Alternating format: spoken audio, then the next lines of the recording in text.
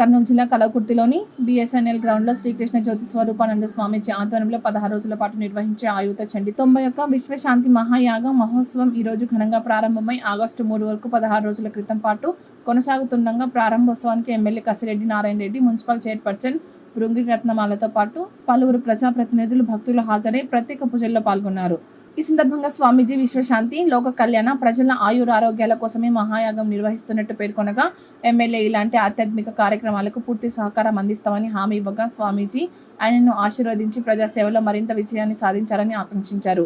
యాగానికి వచ్చే భక్తులకు ఎలాంటి ఇబ్బందులు కలగకుండా అన్ని ఏర్పాట్లు చేసినట్టు, యాగానికి వచ్చే భక్తులకు ప్రతిరోజు 3 పూటల వచ్చే భోజన వసతి ఏర్పాటు చేసినట్టు స్వామీజీ తెలిపారు. యాగంలో 500 మంది ఋత్వికులు పాల్గొన్నట్టు తెలిపారు.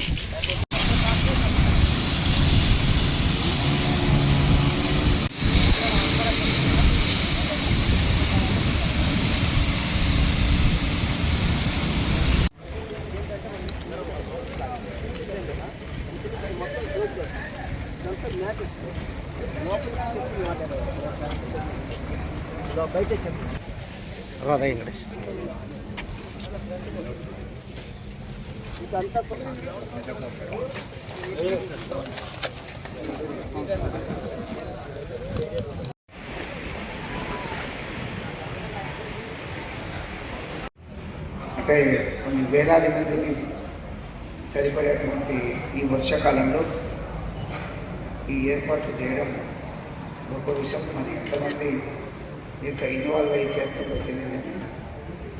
ఏదైనా సంకల్పం చాలా గొప్పది. అందులో యాగం చేసి ఈ ప్రజలంతా బాగుండాలని చెప్పేసి ఆలోచన చేస్తున్నారు.